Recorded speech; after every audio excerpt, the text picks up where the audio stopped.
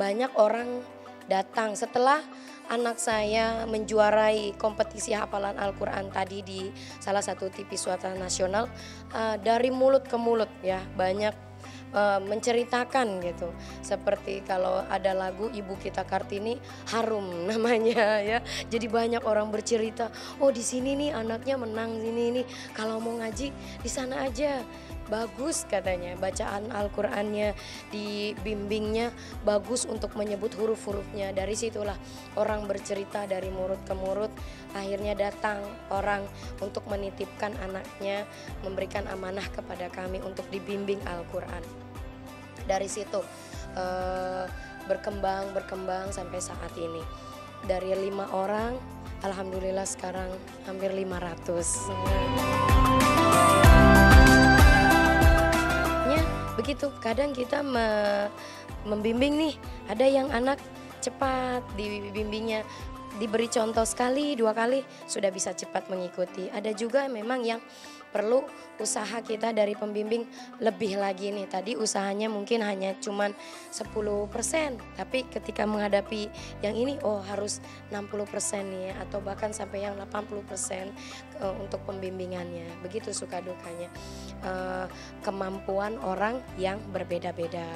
Kemudian juga karakter ya, karena memang lebih kepada awal-awalnya di kelas ini tahsin anak dulu. Jadi kalau kelas tahsin anak dari 2006 sampai sekarang itu sudah berapa tahun?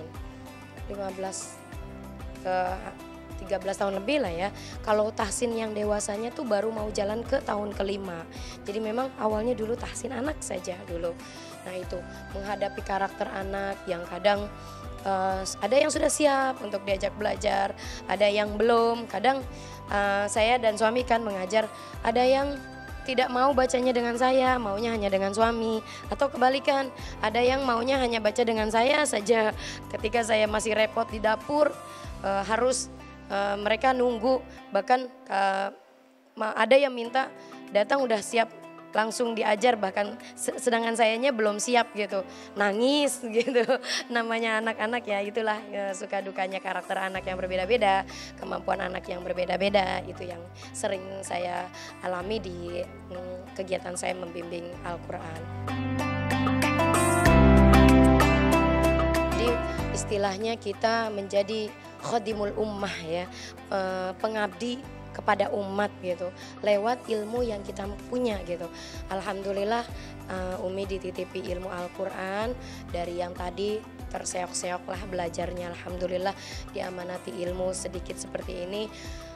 Satu motivasi Umi sih ingat kepada hadis Rasulullah Shallallahu Alaihi Wasallam yang tadi di awal sudah Umi sampaikan, khairukum man ta'allamal Quran wa 'allamah, bahwa Rasulullah sudah memberikan kita apresiasi. Masya Allah, apresiasi ini kita dapat dari Rasulullah, manusia agung, manusia teladan seluruh umat, kekasih Allah, orang yang paling sempurna akhlaknya, memberikan apresiasi kepada kita bila mana kita menjadi orang yang belajar Al-Quran dan mengajarkannya. Kata Rasulullah, kamu adalah sebaik-baik orang jika kamu belajar Al-Quran dan mengajarkannya. Itu sih yang menjadi motivasi Umi utama.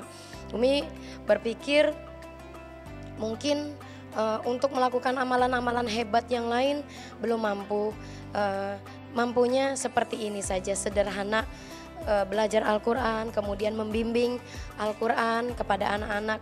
Mudah-mudahan dari amal inilah yang nanti menjadi sebab Umi mendapat apresiasi dari Rasulullah, menjadi orang yang paling baik di hadapan Allah dan Rasulnya, dan mudah-mudahan yang menjadi sebab bisa memasuki surganya Allah Subhanahu wa Ta'ala. Segala sesuatu yang diperintahkan oleh Allah dan Rasulnya, yang sudah disyariatkan di dalam agama kita, ketika kita melakukannya pasti Allah yang maha baik, Allah yang maha memberikan balasan. Allah Al-Bar ya, di Asmaul Husna Allah mempunyai nama indah Al-Bar, Allah maha memberikan balasan apapun kebaikan yang kita lakukan pasti mendapatkan pahala. Itulah definisi pahala kalau menurut saya, bahwa sekecil apapun jika itu adalah kebaikan di hadapan Allah dan Rasulnya, pasti insya Allah akan mendapatkan pahala. Di Al-Quran sudah dijelaskan, فَمَنْ يَعْمَلْ مِثْقَالَ ذَرَّةٍ خَيْرًا يَرَهُ وَمَنْ يَعْمَلْ مِثْقَالَ ذَرَّةٍ شَرًّا يَرَهُ. Bahwa jika kita berbuat kebaikan sekecil zarah, zarah digambarkan sangat kecil, mungkin sebiji atom atau lebih kecil lagi, tetapi pasti akan mendapatkan balasan dari Allah Subhanahu wa Ta'ala.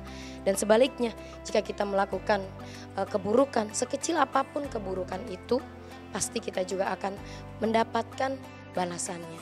Jadi dengan menjadi pembimbing Al-Quran, bahkan Umi punya cita-cita ya, karena memang bergeraknya di dunia anak-anak.